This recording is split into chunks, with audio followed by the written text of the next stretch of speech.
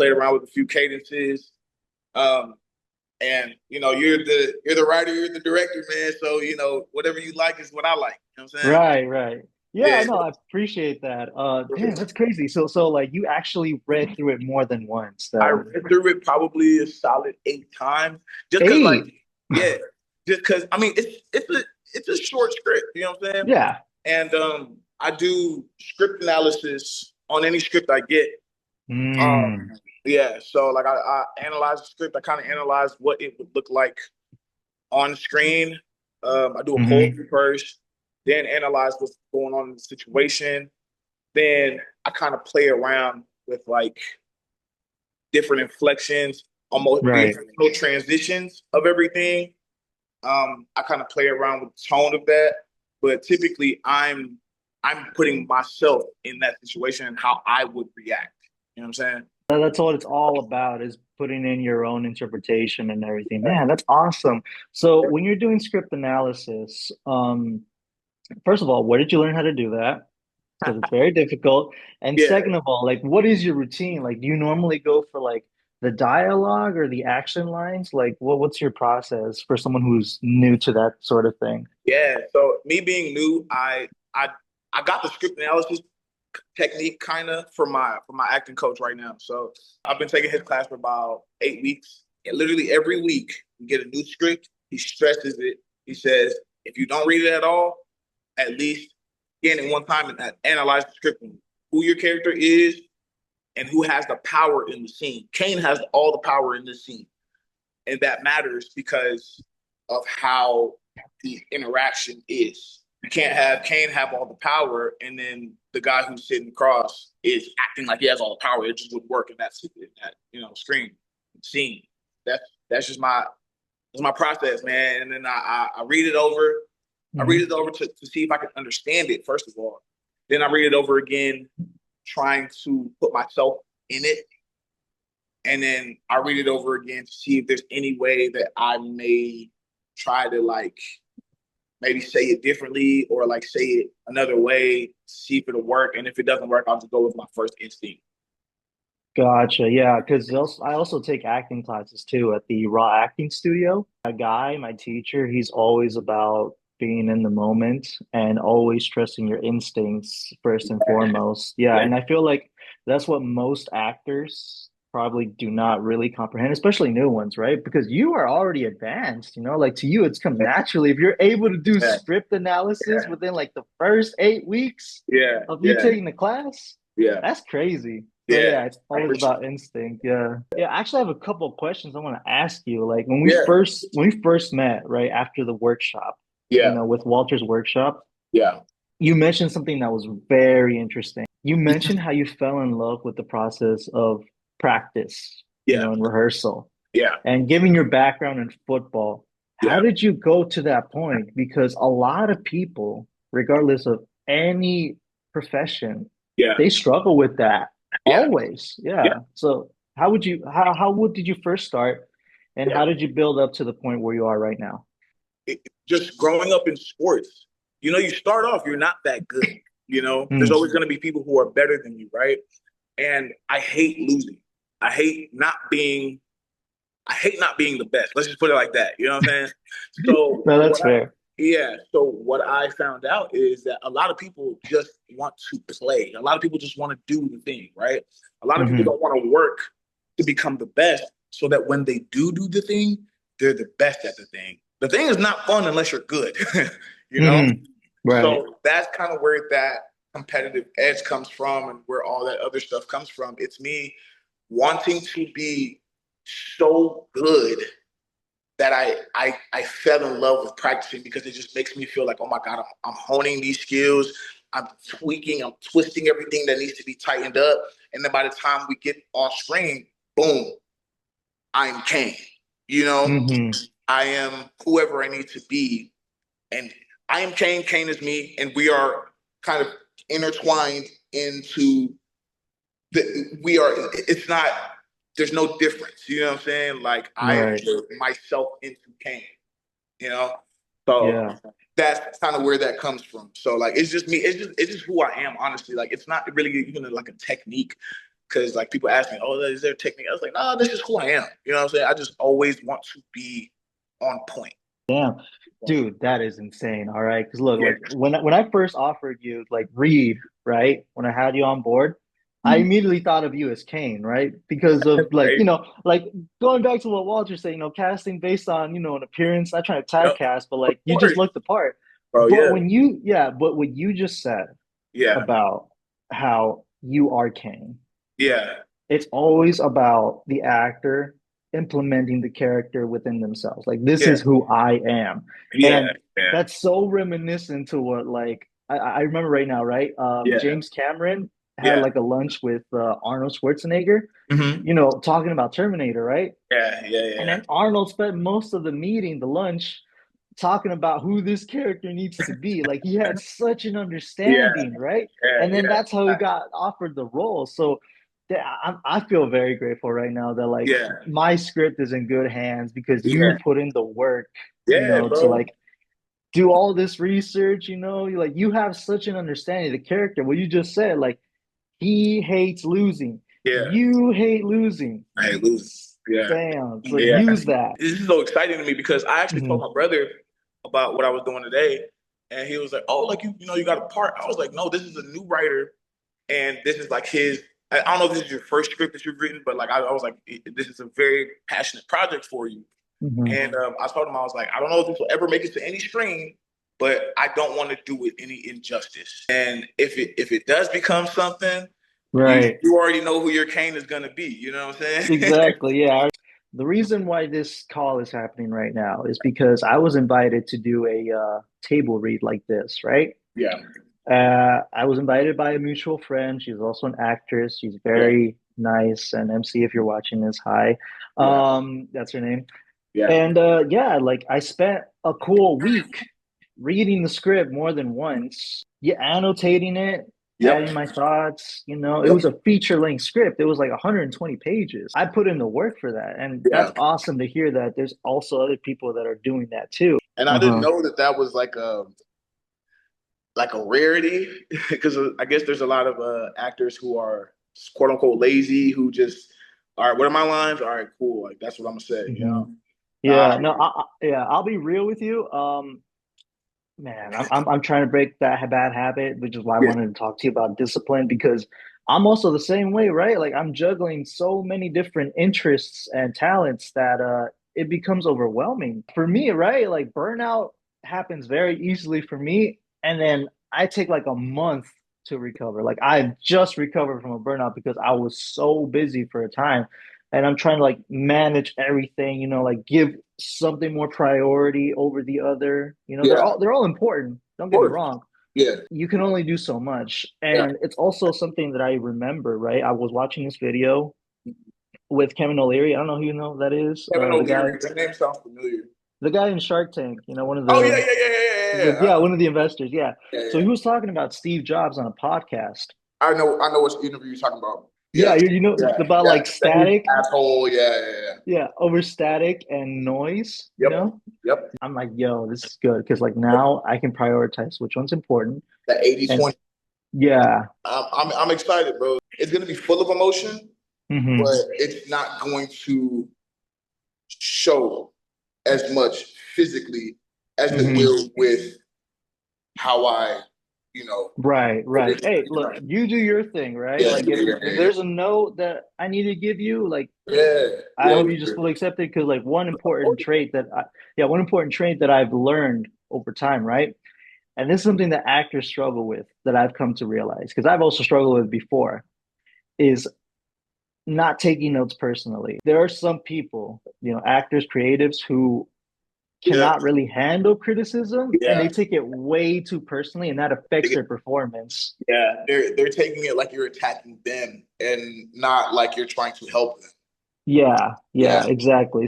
I welcome criticism. Like I like sometimes if I'm doing something and someone doesn't critique me, Mm, I kind of get like what's going on. You know what I'm saying? Back sports. They always tell you if the coach is not talking to you, that means you're doing something wrong. You know, really?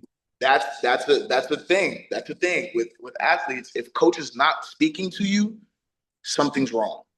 you know? So if coach is always like, hey, I need you here, da, da, da, da, you know he cares because no one's gonna talk to somebody who they don't care for, you know? Yeah, so Oh.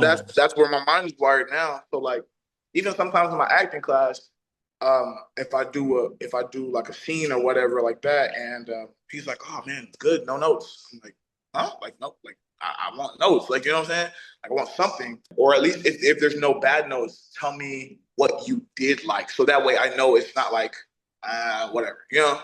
Hmm. Do you take notes in class? Sometimes if there's like things that I need to like typically remember, yes, but like the class isn't more teaching; it's actually more coaching. It's more do it and then I'll give you these notes on you, you know? Hmm. So yeah, a lot of things that he's helped me with is like habits that I had to break out of to make myself more believable on screen. Yeah. Gotcha. So But every week is a new scene. It's a self every week is a self tape, basically. You know, and you you don't have to memorize it, but like you have a script, you do it, you know, he videos you one take. If you fuck it up, you fuck it up. One take on screen, um, and then you watch it with the entire class watching. So, you know, and then if you do well, he's like, hey, man, you know, you did well. I like this, that, and third. Work on this, work on breathing rate, work on eye contact, work on eye line, work on believability, like, you know, different things. That's where I kind of just take those notes mentally and I kind of just and I kind of don't write it down because I'll start trying to study it and then I'll be too in my head and won't be able to be myself. I'm very high on being myself and reacting how I would react in that moment. yeah, Yeah. are you comfortable sharing what type of school you're going to? Because like this sounds Yeah. very interesting. It's called Michelle Danner. Michelle Danner's acting school. It's a small school. Most of the students are like foreign students who come from overseas. So like a lot of people like I can't really understand their accents. But the school is taught by an American guy, he's a black guy, and he's really really talented because he's an active actor as well too. But he wants to know that you are also invested just like he is. And if he doesn't feel like you're taking it seriously, he won't take you seriously.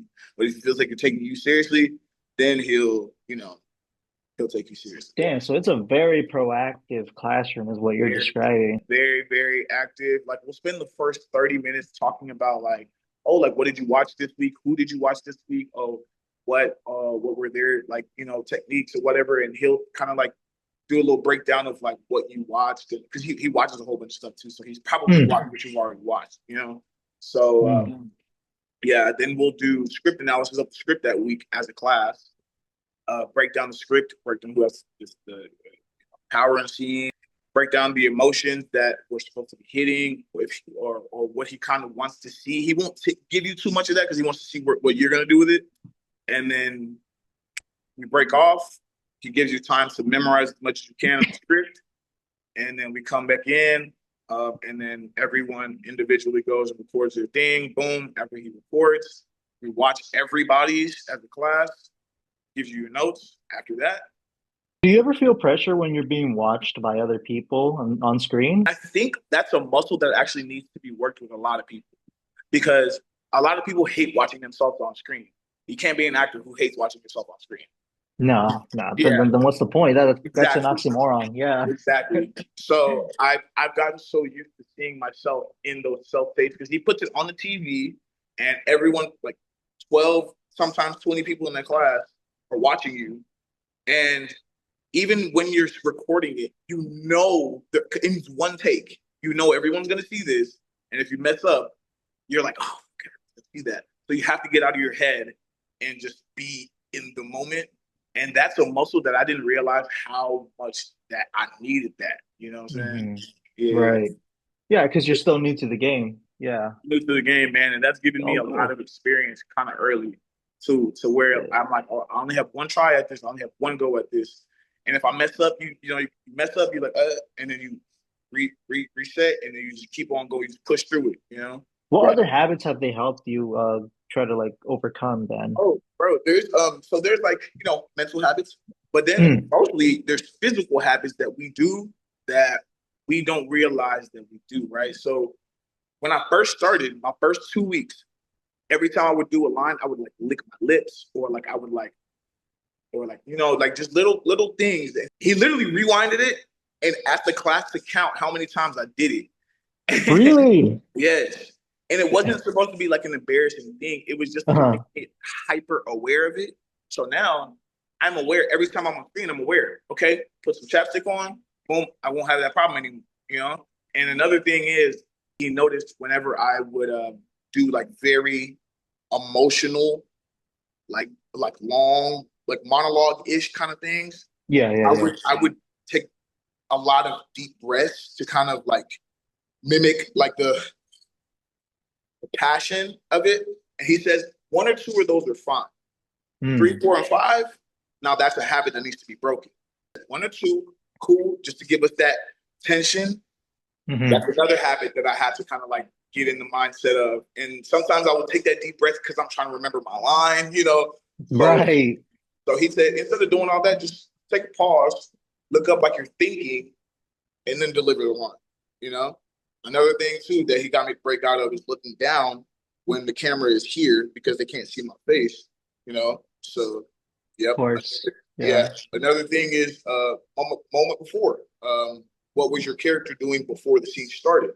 When a scene starts, you don't just go from this to that kind of gets you into the moment quicker.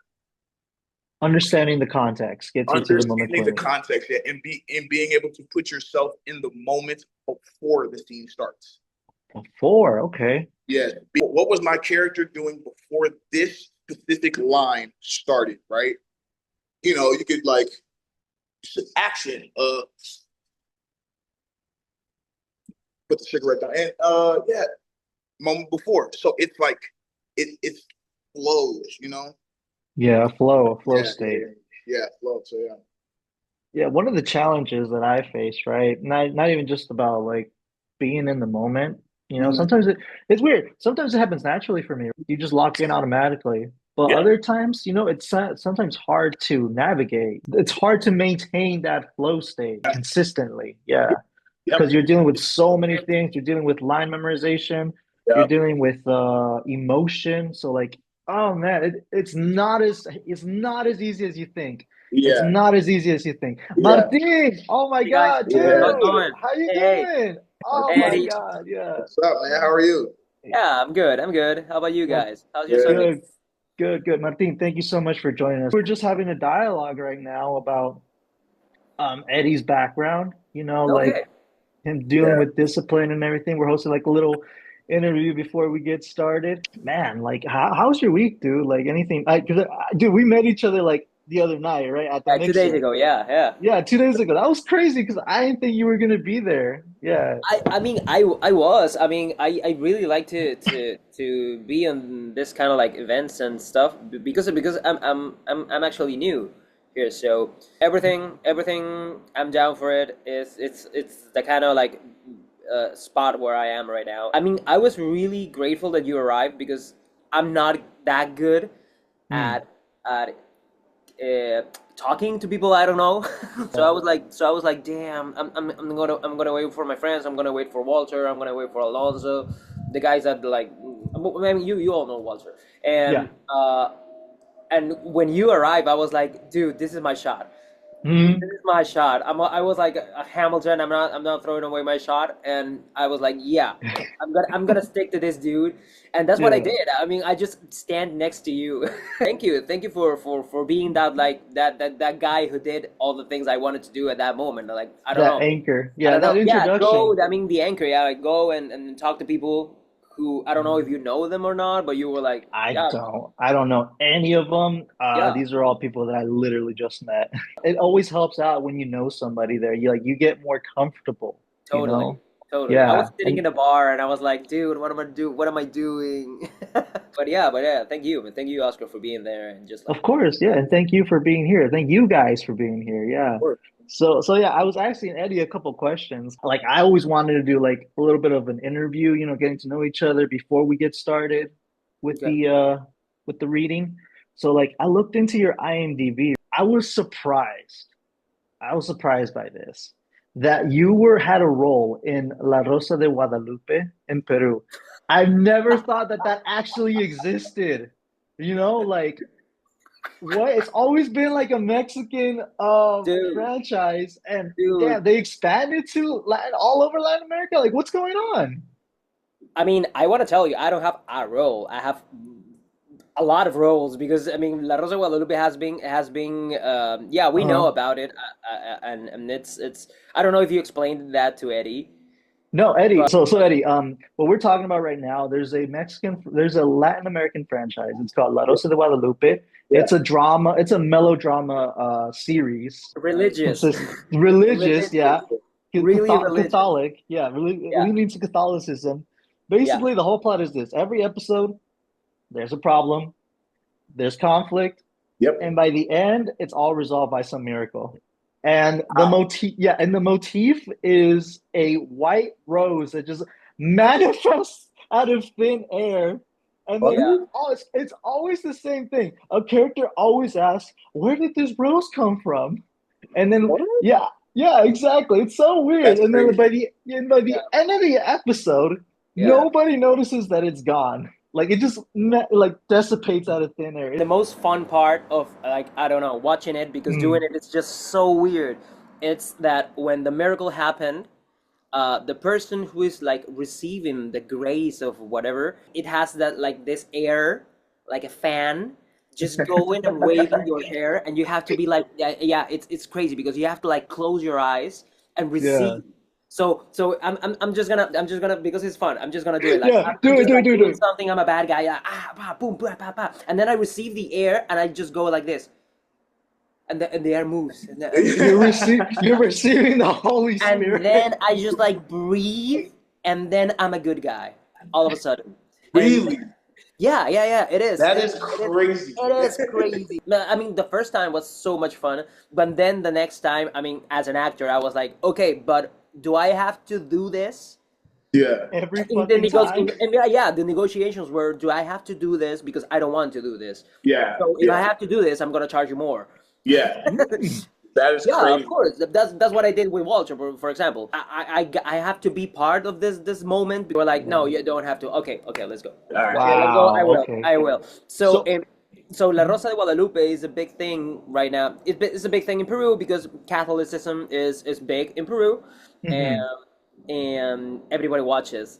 A lot of attention is coming now in Latin America, where there's more creators coming to the US. You know, Yeah, there's a lot more inclusivity, and it's not even about like the whole like oh, it's wokeism or whatever. No, it's natural inclusivity, and that's the thing that I've always been at the forefront of supporting, you know, like if it's authentic, right? Yeah. Because like if you guys looked a couple weeks ago, like there was an SNL sketch with Bad Bunny, and they were Yeah. doing yeah, yeah, El Listo, yeah, Chavo, yeah, and yeah. I The was trouble. so hyped to see that Yeah. because like Yeah, I me grew up too. with that show, yeah, and Yeah, me too. I was blown away. I was like, yeah, dude, they're doing a this is travel. real, That yeah. girl is like crying like La Chilindrina, and I was like, dude, oh my God, this is iconic. Yeah, So Martin, you yeah, were able to negotiate that you're like, hey, if I'm gonna do this crap again with the whole Holy Spirit thing, of I want to course. get paid more. How did you get that leverage to like put your foot down for that then?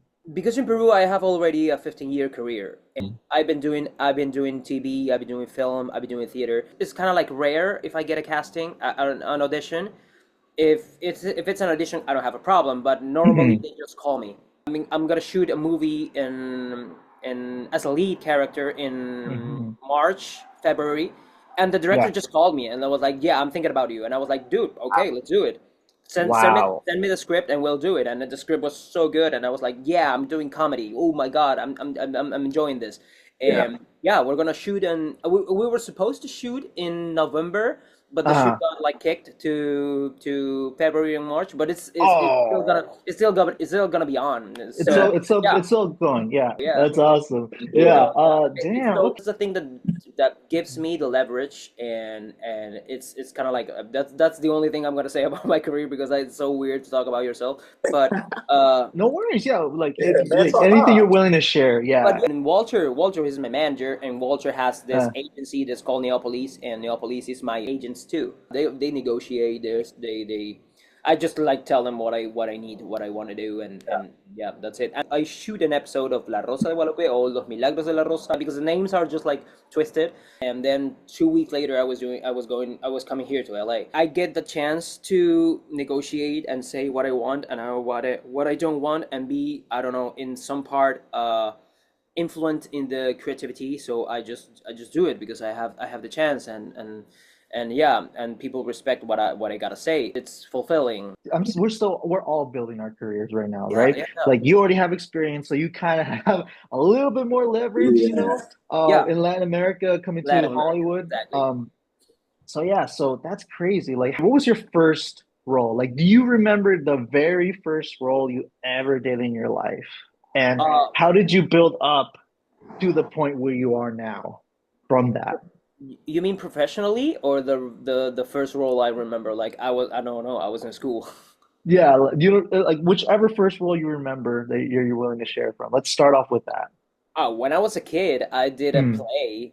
When I was in fourth grade, we did this kind of like play which involved pirates and a ghost. I did a pirate, and it was so much fun because I was like with my two best friends at that time.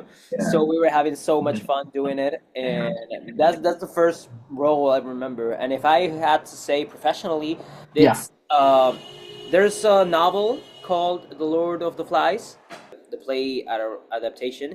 I was one of the kids at that time. That was my first play. I was 18 years old, and Wow. we did one of the kids, and my character was one that had a twin. So that was crazy because we needed to be twins. We needed to like do all the things together and be together, and that was kind of fun because we became like really close friends too. And that's the Oh, that's first role, awesome. like international role I remember. I've been doing theater like a lot. That's where I started. That's where I learned. Yeah, then became like the TV and the films and whatever because of auditions. I just like nailed an audition, and things started to go up quickly. Man, that's amazing. Yeah, That's yeah, beautiful. Yeah. it was amazing. It was amazing, and with time, I realized that it was no luck. At that moment, I really, really, really tried my best to get it, and you know, if Hmm. the role's for you, the role's for you. When I first started my career, right? This is year one for me. I've looked deeply in myself and just said, you know what? I got nothing else to lose. I'm gonna do this, right? Like this is I want to act. And I Yeah. knew from the very beginning that I was probably not gonna get any role for at least a month. Turned out it was longer than that. Yeah. So then I had to come up with a mantra for myself. And the mantra that I came up with was this: your time will come. So when I did my very first audition in person for a play within the local theater that I live close to, I was walking to the house over there, and I repeated it myself on the way there. Your time will come. Did Yeah. I get the role? No, I did not. I dropped the sword like last second. I did a terrible reading. I was nervous. I was shaking. Yeah. Very first time ever I ever auditioned because I Yeah, yeah. was a big fish in a little pond. I was the best actor within my friend group, Yeah. at Oh the yeah, time. yeah, Yeah. yeah. And damn, okay. So do you guys want to know what was my very first role? Like the very first one I ever did in my entire life. What is Yeah. Okay, here goes. It was for a class for social studies. I was in middle school, seventh grade, and the very first role I ever did was as an Egyptian slave. really? That was my first role That's ever. crazy. Oh my God. Yeah. So like you see me here with a prep school uniform, like the Yeah. one with the collar and the tie and everything. Oh, Yeah. Yeah, dude. I messed up my hair, and Yeah. I acted angrily. I was seething, and everybody stood frozen. I'm like, what's going on? And then the teacher looked at me and he's like, do you know about the studio downstairs? I'm like, no, what's that? Like, there's an acting studio downstairs, the theater teacher. You should go see her after class because you'd be Yeah. good for this. And that's how it started. Yeah, that Yeah, was bro. That's so great. long ago. Yeah, it's Yeah, a that's great great. That's origin a good one. story. Yeah. What about you, Eddie? Like, what was the first role you've ever done, like Actually, before you started? it was the first time I ever really like I could like play pretend, because this is what I call it play pretend, right? Right. Because in middle school, we were I had to pick an elective, and drama was the only thing my friends were doing. So I was like, okay, I'll just go into drama. First play that we had to do was like a Toy Story play, and I was Batman, but we couldn't call him Batman. We called him Batty Guy or something like that. Bat Guy, something like that. Yeah. Yeah, something like that. Yeah. Yeah, so we were toys in the toy factory, and it was just like for our class period. But I did really well because I took it serious because I wanted to be Mm. believable, you know. So we ended up doing it. I did really well. Then my teacher decided to get an all-star cast going, right, from all the kids in the school, and I ended up being part of that all-star cast for that role. And we had a night where all the parents came and everybody from the whole school was there, and I ended up that was my first time on stage playing a role.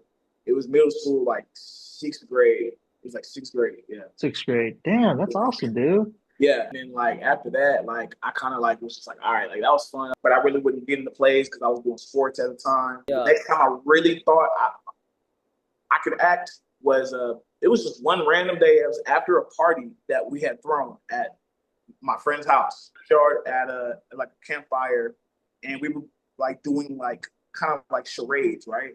And then me and this girl, we were like, you know what, man? Instead of charades, let's do like some improv, just like acting, throw out like a scene, right? Yeah. So somebody was like, y'all are a couple. So she started. She was like, I can't believe you would cheat on me. And then I just like went with it, and we went for like 5 full minutes, and it felt me and her were so like intertwined that like when we came out of it, everyone was literally like looking at us like, what the fuck just happened? They were like, yo, like y'all need to really like go into, acting. So like that was another moment where I was like, damn, like after football, I kind of do want to like tackle acting. Do you still keep in touch with that scene partner? Because that sounds magical, dude. I have her on Instagram, but she's not really an actor. She just enjoyed the moment. I would give her stuff, like right. I would give her what to kind of play off of. Yeah. She didn't really know, but like I was like, and what if I did? So I would set her up to like hit a home run, Yeah. Oh You're gonna do great, bro. Because like you have such an understanding. Because like, I appreciate it, bro. damn, that's awesome, dude. Yeah. Okay, cool. So, real quick, I still have a couple follow-up questions, and then we'll move on to like the reading. So Martin, what are some challenges you're facing right now since you're still new to the Hollywood aspect of things compared to when you were started in Peru? Like, what are some challenges you've had to endure so far in your transition? It's kind of like one good thing and also a bad thing. Everything has a structure, Since everything has a structure, you can, okay, so I'm an actor. I need to get an agent. I need to get a manager. I need to book some castings. Where do I go? There's this web page. There's this another web page. There's this app, Backstage, casting networks, or whatever. It's really structured, which is good, but it's also a lot. And it's also there's a lot of people. There's a lot of people. I mean, in back in Peru, I started doing musical theater because I just realized that I love musical theater and nobody was doing it, and there were no guys doing musical theater. So I was like, okay, I'm the only straight guy doing musical theater.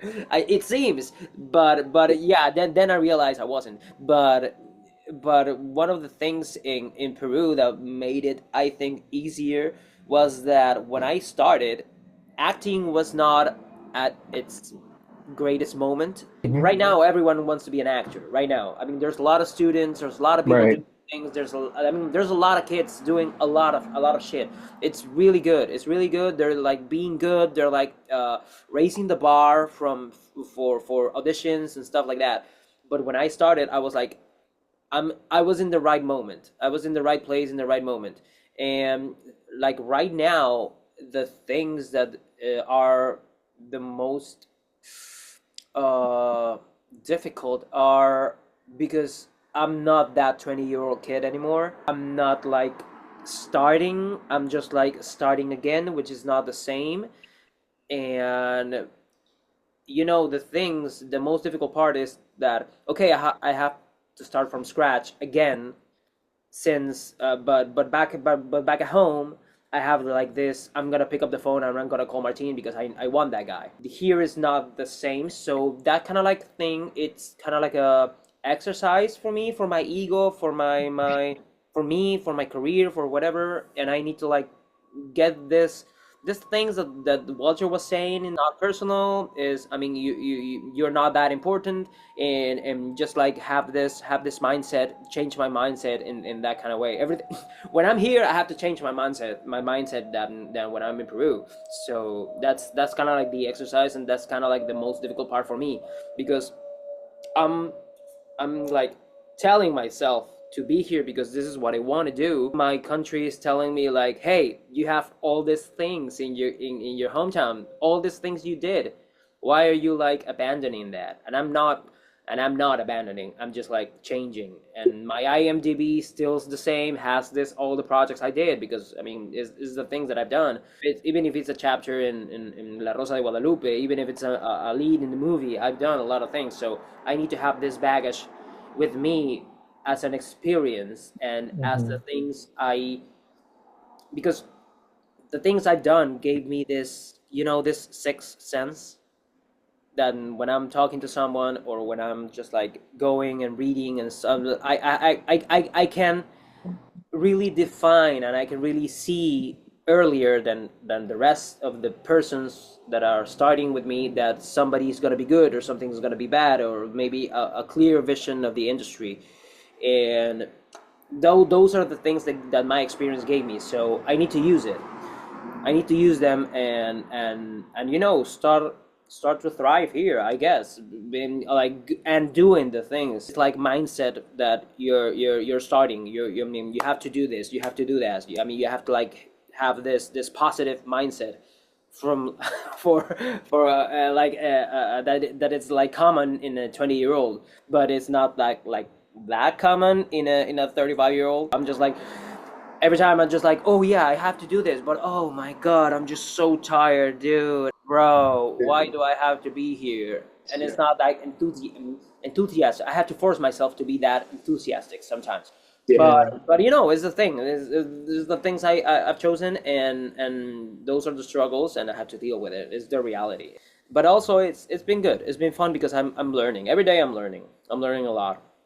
absolutely. That's all you can ask for. And I feel like Yeah. that's a common dilemma that, if I can speak on it, most people that are immigrating to another country, like they have a lot of experience, they have a lot of things they've dealt with their hometown. Yeah. And, like it's just like that saying, from that song, no soy de aquí ni de allá, you know, I'm not Exactly. from here and neither from there, and I feel like it's something that we need to be more forgiving, I would say, more accepting of ourselves. Like, hey, like I'm not abandoning anything. I've put myself out there. I lived through it. I embraced it. Now it's time to move on. Because that's what life is, like, you kind of just go with the flow. You can do that, sure, but Mm. eventually, like, you're gonna hit some rocks that are on the line. You're not everything's gonna go smoothly. You're gonna lose people. Things are not gonna go your way, but it's all about perseverance. Showing gratitude for your present yourself and what you've overcome. So I really appreciate you sharing that, Martin, because like, Yeah, yeah, bro. that's a lot of baggage. Yeah. That's Yeah, and it's honest. It's honest. Like, Mhm. Of course, yeah. We want honesty. it Always, has always authenticity. Yeah, don't it has yeah, bullshit. Never ups, and bullshit. it's downs, and it's also, yeah. Yeah, Yeah, bro. exactly. But it's also empowering too, because like, dude, you're here now. Like, you're ready for more stuff. Like, Yeah, you're man, doing I'm doing side it. quests now. I'm doing it. Yeah. Exactly. Yeah, that's awesome. All right. Well, one more thing. You have more experience than both of us combined, in the game, 15 years. What is the absolute, based on your experience, what is the absolute worst thing an actor can do? Because knowing what not to do, I feel like is more important than knowing what needs to be done. For me, it's believing that you deserve something. Because believing you can do something is different than believing you have to deserve something. Entitlement.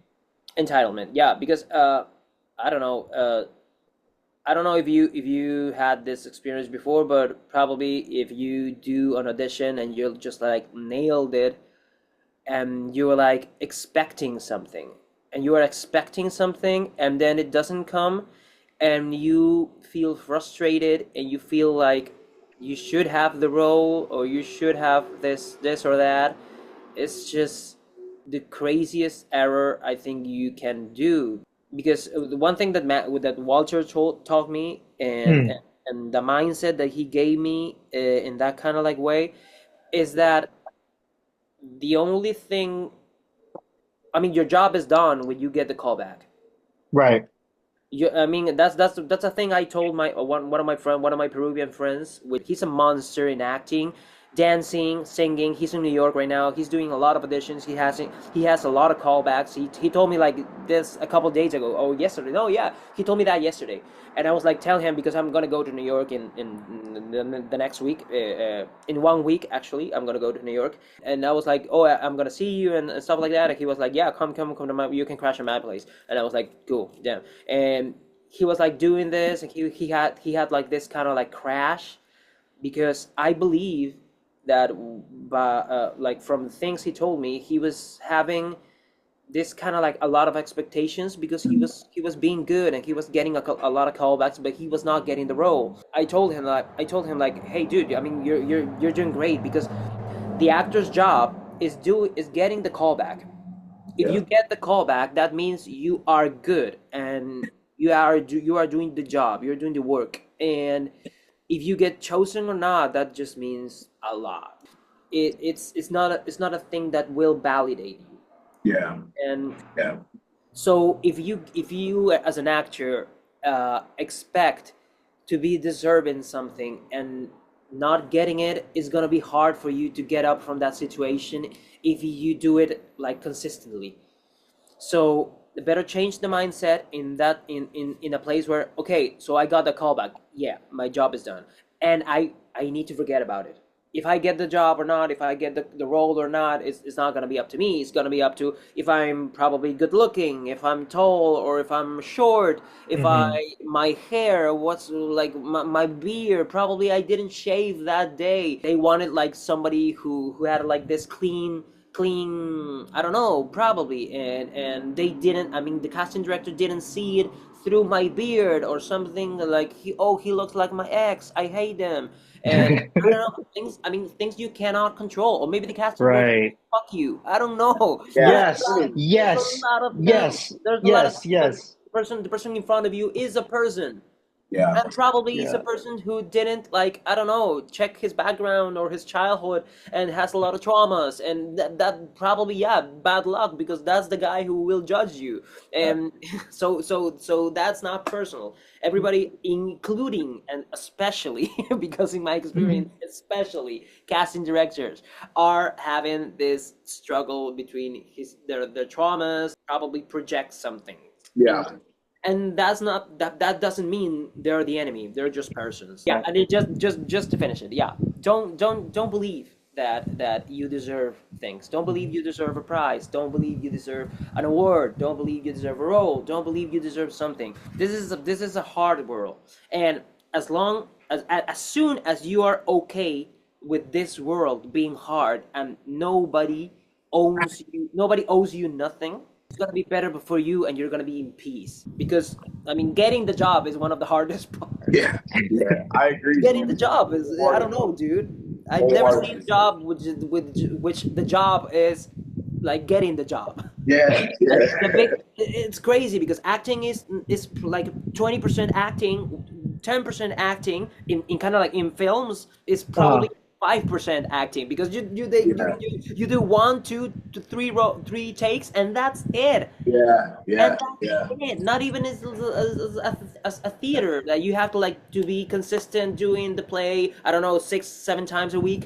No, it's not like that. I mean, so yeah, and the other 80%, the other like 90% is just like preparing for the job and mhm. trying to get the job and being in events to connect with people, to networking people, and that's the only thing they don't teach us. Kind of like for me, it's kind of like the hardest jobs It everywhere. is. So yeah. Yeah, I appreciate that, man. So one thing that I completely understood before I delved headfirst into this game is that it had such a high turnover rate, which means that like there's not a lot of jobs going on and people get switched up very quickly.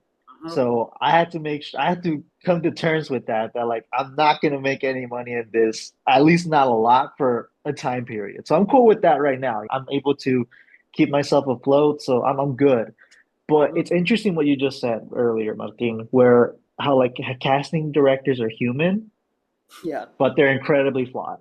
Because let me tell you something. This is my first horror story. I've always wanted to do a theater role. And Okay. before I got it this year, dude, I did a self tape for a theater audition. I Okay. gave it my all. I did very, very good. I did multiple takes. I did everything right, or as right as one could do. Yeah. And I got my first callback. That's Ooh. My very first callback ever. Dude, I was on my way to do the callback, right? In yeah, person. yeah, Man, dude, I got the email at night, right? It was yeah, already past midnight. And then the casting director said, like, oh, we will see you tomorrow. By yeah, that point, it was the next day. It was a yeah, Thursday. yeah, All right. And so I'm cool, right? I'm filming right now, like for today. I'm No. filming today and I got an audition for tomorrow. Cool. yeah. I'm doing things this week. So then Right. I do my thing. Next day comes over. I rush, right? I rush to the theater. I did not have my headshot. I did not have Mm. it. And so I'm like, damn, I was this close to just give up, right? But then I thought, you know what? Like, I've already made a commitment, and it would be a disservice if I did not go to this place to go ahead and see this through. Like, I can always ask them, like, yo, is it cool if I send it to you via email? Because I don't have it with me right now. Like, there's Yeah. hopefully it'll be understanding. Yeah. So then I decided to go. I hauled ass to the theater. It's locked. And so I'm thinking Oh, like, crap, like, damn, they already locked it. Okay, let me email yeah, this guy. So yeah, then I email the casting director. I wait like 5, 10 minutes. I got an email back. You know what this man said? This man said like, "Oh, sorry for any misunderstanding, but we just had it yesterday." So this man did not communicate it properly. He sent me the email past midnight. It's already technically the second day. Instead of tomorrow, he meant it was for today. So I yeah, completely missed my shot. All right. And which sucks because I had a 20% chance. There were only 5 of us who got the call back for that role. yeah, I yeah, was one of them. I had yeah. a 20% chance and it went back to negative 120. Dude. Oh man, So it that's sucked. I was so mad. I was this close to like just email him back and just yeah, give it to him. I was this close. But then I'm like, you know what? Let me hold back. It's not even worth yeah, it. And I was gonna email my theater teachers, right? And then I have to take a moment to compose myself. I'm like, all right, so I learned a valuable lesson. yeah. One is that casting directors are not as smart as some of them may think. They're not. Uh, Sometimes. Yeah, they're And not. secondly, nobody cares, right? It was yeah. His follow up email was like kind of like a nephew, like, oh, sorry, nothing I can do. This mindset I'm about to tell you just like Yeah. gets me closer to casting directors Mm-hmm. because I mean in Peru, I don't know here, but nobody wanted to be a casting director. They all wanted to be directors or actors or Right. whatever, and they didn't got their shot, so they changed their work, their line of work, and they became casting directors, and they became like this. They're not this professional, like incredible people. They're just like actors and directors who didn't make it. So, in that kind of Really? yeah, because so in that kind of like mindset, if you put it that way, they're just people. They're just people who didn't make it, and they're just changed the mm, line of jobs. So it's yeah, in my experience, I'm actually doing better than them. Yeah, and So some of them get a little jealous. I heard. so yeah, but yeah, but that doesn't mean like, oh no, so this guy is jealous, so this guy is gonna be like, he's less than me. Uh, It's not that point of view. Is the point of view that they're human. yeah. They're human like me. So when I enter the room, I just see people. And if I'm seeing like that, so I enter this room and I enter this casting director, and this casting director is just a person who's doing his best, and this person wants me to do the best I can, it just like relaxes me a lot. Yeah, Mm. I'm that's not very Okay. true. I'm here to help you do your job, and you are here to help me get the job. Yeah, right. Damn. Okay. I never Exactly. thought of it that way. You're Damn. Yeah, not Right. man. you're not judging me. You're not being this scary person who's gonna be, oh, okay, I mean, let's go see what Oscar is doing. No, this person is like, I really want this guy to do his Yeah, best. I really yeah. want this Yeah. person to do his It, best, because if I get a like clean, crisp shot of this guy, I'm gonna be praised because I'm a yeah, great Hmm. casting director. yeah.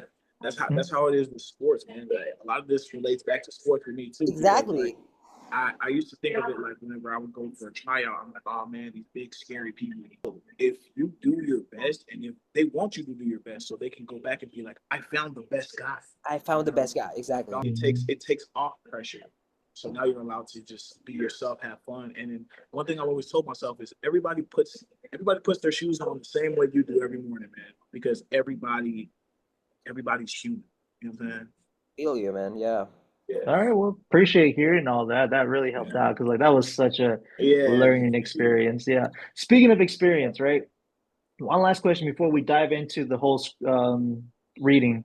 Yeah. So, Eddie, I want you to share about your experience first time ever auditioning with AI. Like that story is so Oh, resonating because yeah, like yeah, all right, like despite all the stigma, right, about like AI yeah, taking all our jobs, whatever, but yeah, like yeah, you managed to like tame the beast yeah, and yeah. use it to your advantage. Like how what happened? My sister had sent me like she was like they sent me a flyer for this movie that they're filming in Africa called it's like Children of Blood and Bone, and it was a book. So I was like, okay. So I asked her, I was like, do they have a script? She was like, no, just send in a self tape of like any like a monologue, and I was like, okay. So she didn't give me no information. I didn't have any information. I haven't even been in LA yet, you know. So in my head, I was like, okay. So it was a book. So I'm gonna just type in this prompt on ChatGPT. I am 6'4", 200 pounds, black guy. From this book, Children of Blood and Bone, what character would I fit physically? Right. So it gave me a list of characters. I said, which one would you recommend me to play? It gave me the one. I said, okay, for that character, write me a minute and a half monologue that character would, say in some, like just give me a minute and a half monologue that I can send in to a self-written. It literally wrote out a minute and a half monologue for me. Like I asked it give me notes on how to say these things and what to wear and how to like myself. It gave me all of those notes, and then I just did it. Like I just recorded it and I did it. I memorized the whole monologue, recorded it, and I sent it in. Unfortunately, I sent it in late, but like I still got a call. Like I got a call from somebody saying, "Hey, we saw it. It's late. We already cast it, but like keep up the good work. Yada yada yada yada yada yada." So that kind of made. I didn't realize that was kind of like innovative, but like Yeah, it it just made is. sense. Yeah, it just made sense at the time. And my back was against the wall. So when your back is against the wall, you kind of just do whatever you need to do to survive. You know what I'm saying? Of Yeah, course, of totally. course. Yeah. So like did you feel like any type of self-doubt or like like second thoughts from doing that, given the whole like stigma against AI from creatives? Because like every creative that I know or have talked to, they completely hate the idea of even thinking Yeah, about AI. So like yeah. how do you feel about it back then? How do you feel about it right now that you did I that? I still love that I did it. I didn't give a fuck. Honestly, like Mm, I'm dead serious, bro. I did not care, bro. My one thing about me is I dive in full for it. I don't care. Like whatever is gonna, you know, and I'm not saying whatever's gonna get me to the top or whatever, but like I'm gonna do whatever I need to do to be successful. And that's just how it happened that day. And I'm glad that sharing that story actually has like empowered people to be like, oh shit, like I can actually do it like that, you know? And Yeah. maybe that opens a lane for somebody else to do something like that, you know? So I don't know, but me, I just be doing shit, bro. Like that's just what I Just be do. doing shit. Exactly. Yeah, Yeah, I want to add what Eddie said. I mean, Eddie took it to another level, which is like great, and I'm learning a lot from that.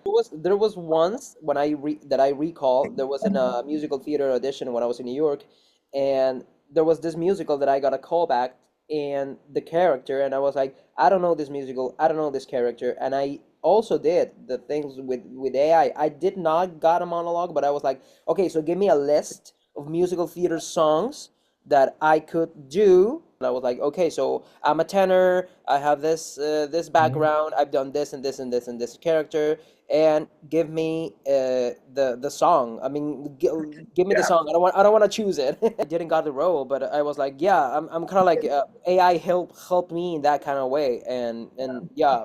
And when Eddie said this, I mean, I was like, oh damn, I did that too. I didn't yeah, remember, but you took it like write me a monologue, give me notes, yeah, and I Mhm. was like, dude, maybe I should have yeah. done something like that. I don't I know. I made it shape into who I am. So like I'm like, oh, this is who I am anyways. I'm 6'4", I'm 250 pounds, I'm very Yeah, physical, dominant presence, right? yeah. make make me fit. Basically, I said make me fit. You know what I'm saying? Make me So fit. it did that, and then like the monologue and everything, bro. It just flowed so well, and then it had something to do with the actual movie itself that was being made. So I think that kind of like if I probably would have sent it in on time because my sister sent it to me late anyway, so I didn't know about it, you know. But I think if I would have sent it on time, I probably would have heard something. You know what I'm saying? Dude, Yeah, you did probably. hear You something. did. You did hear I mean, something. they You got a call you. I call. mean, they call Yeah. you. Even though you didn't send it on time, they call you. That's And Yeah. I was like, unprecedented. that's a callback. That for me, that's That a callback, which literally, they literally yeah, called you back. it's a call back. Okay. Okay. Yeah, you didn't Yeah. get the audition. You didn't get the audition because you were not on time, and Yeah. and they're Yeah. they're really strict with that. The fact that I mean, there's another thing. The fact that these guys who have a trillion things to do to grab the phone and talk to you and was like, oh, this is good. I mean, I don't know, blah blah blah blah blah, yada yada yada. It's a lot because these guys Yeah. don't mess around. That's Uh, a gift right there. That is a Yeah. gift. I appreciate it, man. All right. It was great, having a one-on-one chat with all of you guys, get Yeah. us more comfortable. That's yeah, like the way I want to do it. So yeah, we're going to be doing together a cold reading of the script. The script is CAINE. It is a script that I wrote for a short film festival that never really manifested, but that's okay because we're going to be reading it right now. So that's very happy to have you guys on board for this reading. thank you. Let's kick things off then. We're going to be reading CAINE today. Yeah. I'm here joined with. Eddie Brown. Mhm. I'm Martin Velasquez. I'm 35 years old. Nice. All right. Well, happy to have you guys on board. All right. Yeah, whenever you guys are ready, here's what's going to happen. Eddie, you're going to read for King, Yep. and Martin, you're going to read for Philip, and I'll read the other extras and the scene descriptions as well as the scene headings. And then later on, I'll give you guys some notes, and then we'll do another take. That way, we can give out a good reel, because Yeah. like, yeah, this Okay. is awesome. This is Yeah. awesome. All For right. sure, man. For sure.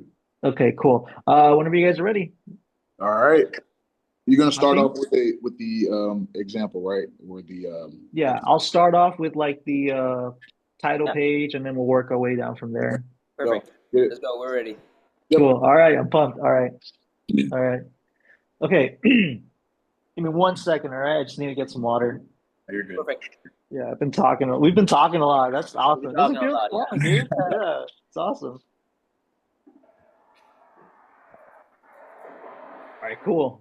So here we go. CAINE, second draft written by Oscar M. Garcia. Interior office room, night. POV shot.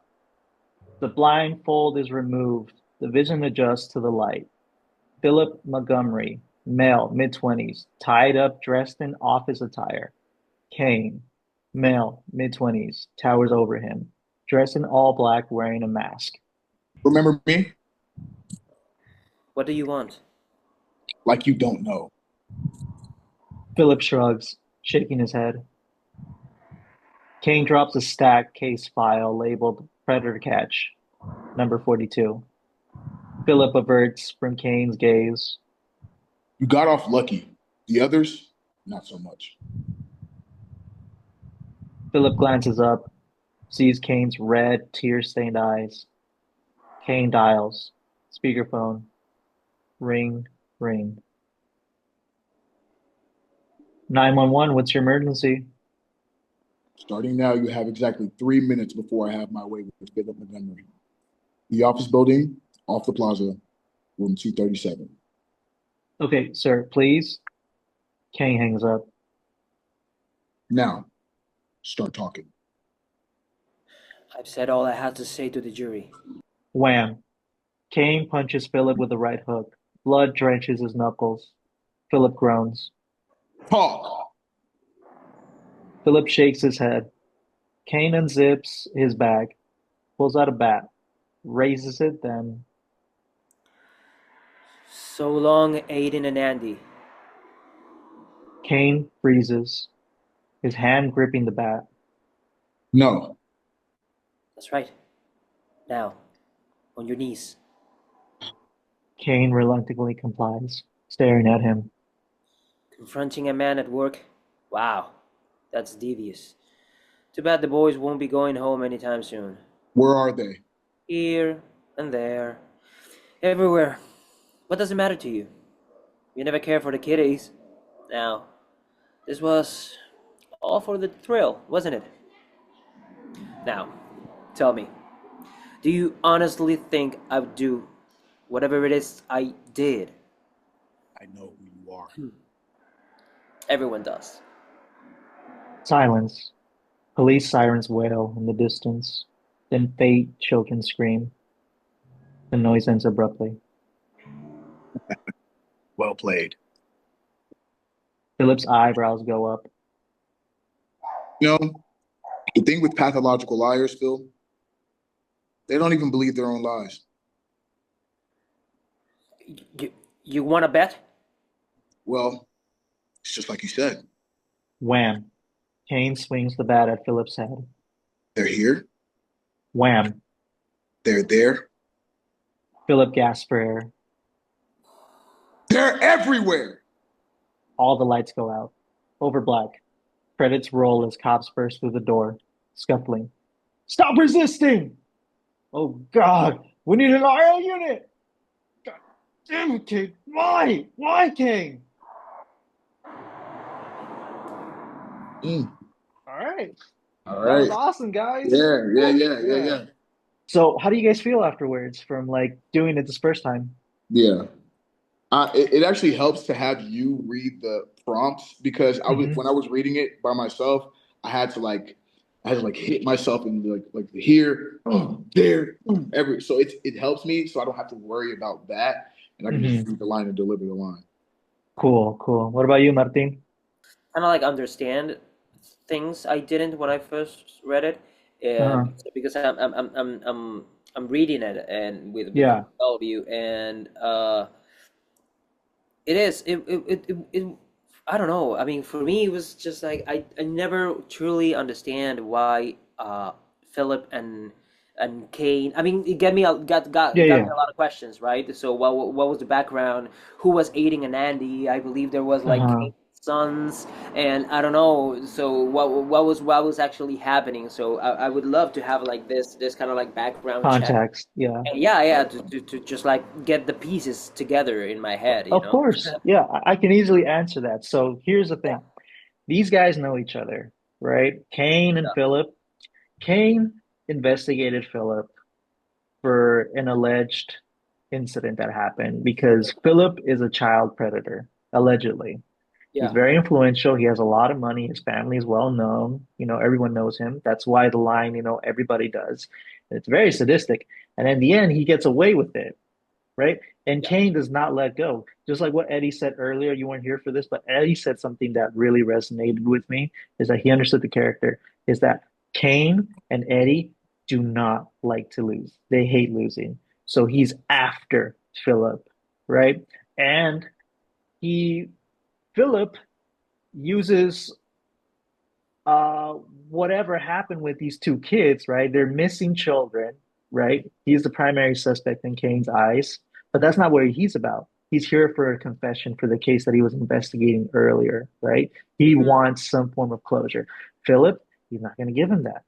Philip is a very sadistic individual because he's using the trauma that comes from that type of work to his own advantage. He's leveraging, what happened to Mm, those kids, right? Yeah. And he's enjoying himself as he's doing it because he's not physically stronger than Kane, but he can outsmart him because he got away with it once. He can get away with it again in his mind. yeah. So yeah, so that's the whole background. Is Philip responsible for the kidnapping? I want to say no. And here's why. Because just as much as Philip has an understanding of Kane, Kane knows Philip like a book. Why? Because he's investigated him, he's studied him, he's literally stalked this man as a detective. So he completely knows he's bullshitting right here. Yeah. And if he's not going to get what he wants, he's going to get at least some restitution through violence. Yeah. Mhm. Yeah. Yeah. So that's why at first he believes when he said, "Oh, what about Aiden and Andy?" And I'm like, Hmm. "No, like okay, I'll do whatever you want, just don't hurt them." And Yeah. and then when I realize you're lying, I'm like, "Oh, okay, like you think you're smart." Yeah. Yeah. Yeah, yeah, yeah. So, yeah, Oh, yeah. okay. Yeah, yeah. So like you can play around with Philip's sadism when he calls him out on something. Yeah. Yeah. When he's calling him out, like, you never cared for those kids to begin with, right? Like you just did this for the thrill. And your thrill in question is this, is that you want me to see me behind bars. Like this is what it's all about. I'm Yeah. calling you out. And just like when people when they're caught in a lie, right? They try to like talk their way out of it. Mhm. Philip, in this case, embraces who he is. He does not care about what people think about him. Like, Yeah. this is the part that is really sadistic of him to ask this rhetorical question.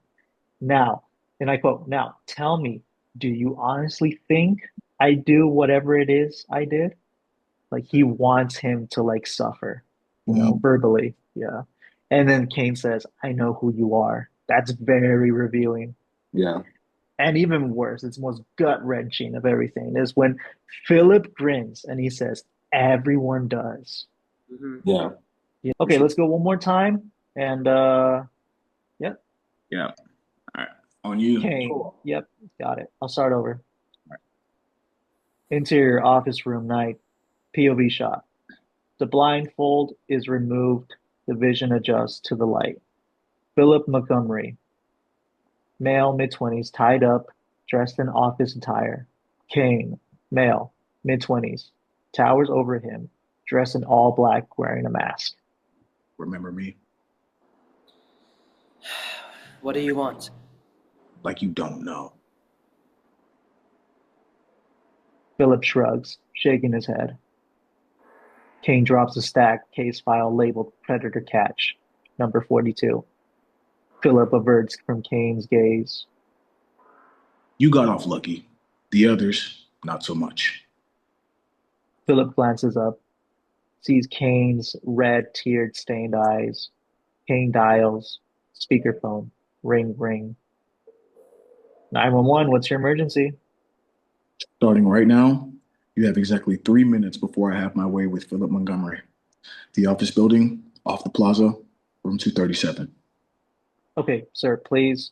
Kane hangs up. Now, start talking. I've said all I had to say to the jury. Wham! Kane punches Philip with a right hook. Blood drenches his knuckles. Philip groans. Talk. Philip shakes his head. CAINE unzips his bag, pulls out a bat, raises it then. So long, Aiden and Andy. CAINE freezes, his hand gripping the bat. No. That's right. Now, on your knees. CAINE reluctantly complies, staring at him. Confronting a man at work. Wow, that's devious. Too bad the boys won't be going home anytime soon. Where are they? Here, there, everywhere. What does it matter to you? You never cared for the kiddies? No, this was all for the thrill, wasn't it? Now, tell me, do you honestly think I do whatever it is I did? Know who you are.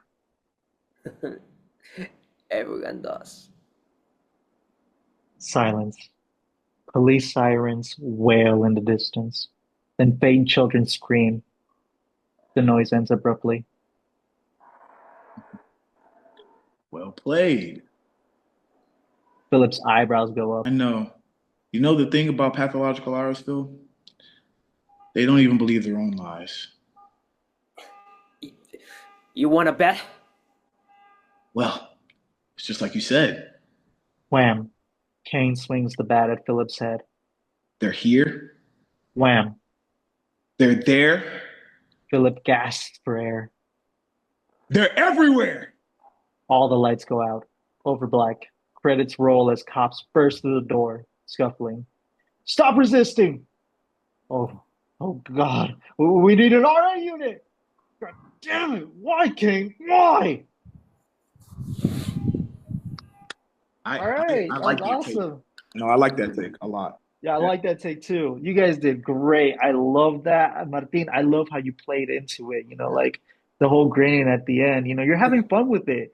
That's exactly Yeah, what this character is. He's yeah, it having is. fun with, I yeah. love being bad guys. I love being bad Me guys. too! Oh man, me too. That's awesome. It's, I love I playing mean, bad it's guys. great. I mean, you can be the son of a bitch you always wanted to be. Yeah, man. No, you killed that, bro. You killed that, man. You killed I that. mean, You yeah, did kill it. we all did. We all did. It's Eddie, great. you did great too, like, damn, yeah, like that's so awesome how, Jesus Christ, you call him out on his bullshit, right? You just like start grinning because now you're having fun. You're Yeah. gonna have Now, fun now I'm having a afterwards. good time. Now I get to take a couple swings at this guy. You know? Yeah, Exactly, yeah. exactly. Like Yeah, that's it. it's over basically, Yeah.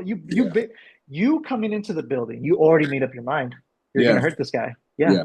Play into that. That's good. That's good. Yeah. So just one last thing. Still have one more time for one, right? Yeah. Yeah. Yeah. Cool. The last one. Perfect. This one, I just want you guys to play around with it. Whatever instinct you guys have, just Okay. go with it. Yeah, Okay. play around with it. This is a free for all. Like, hell, you know what? You know what you guys can do? You can throw in one line if you want to improvise, just one, whichever one you go into. That's it naturally, or you can just stick to the script too. Interior office room night. POV shot. The blindfold is removed. The vision adjusts to the light. Philip Montgomery, male, mid-20s, tied up, dressed in office attire. CAINE, male, mid-20s, towers over him, dressed in all black, wearing a mask. You remember me? What do you want? Like you don't know. Philip shrugs, shaking his head. CAINE drops a stacked case file labeled Predator Catch, number 42. Philip averts from CAINE's gaze. You got off lucky. The others, not so much.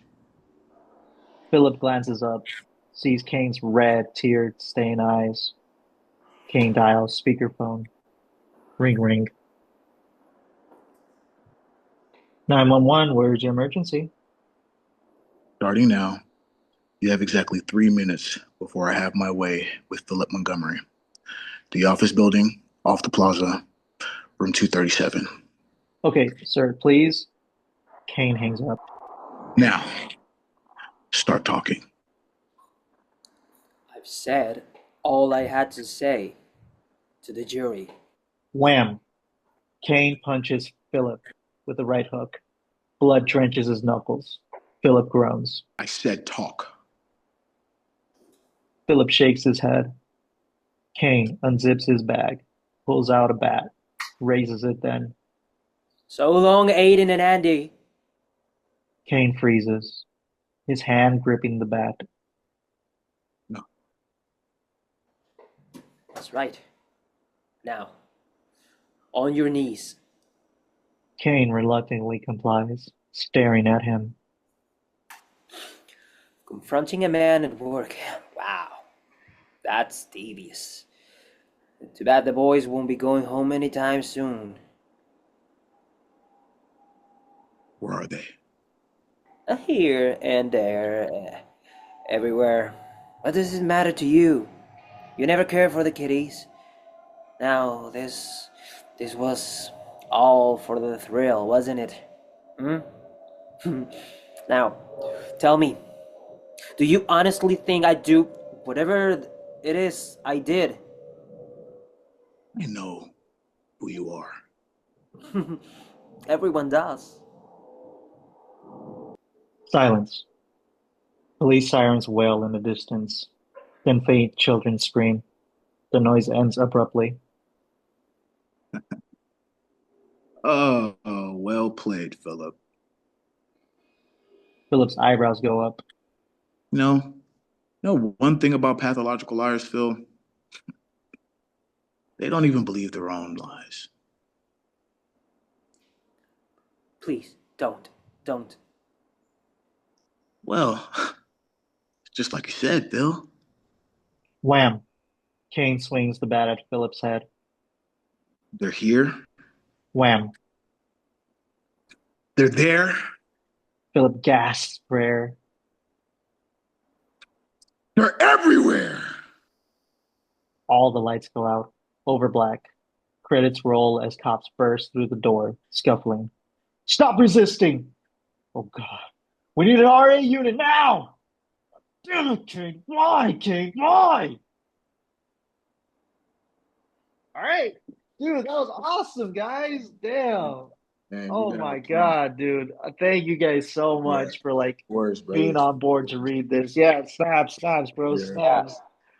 Man, all right. Well, I appreciate you guys' time. Great. Thank you so much for speaking with me. And dude, I'll definitely keep you guys into consideration if we ever do this, because I really hope so. I really hope one day we get to shoot this. Great, bro. Yeah, just let's pitch it. Yeah. Exactly. Yeah, we got something to show now, you know? Exactly. Yeah. Let's do it, man. Let's do it. Sure. So, all right. later. Well, yeah, I appreciate everyone's time. Thank you so much. course. You guys have a great day. All right. all right, Take man, you care. too, brothers. Thank you, Oscars. Thank you, Eddie. That was a Of nice course. conversation. Thank you. Yes, Of sir. course. Thank you. Yeah. Anytime. Take care, guys. Appreciate Let's it. go, guys. All right. Bye-bye.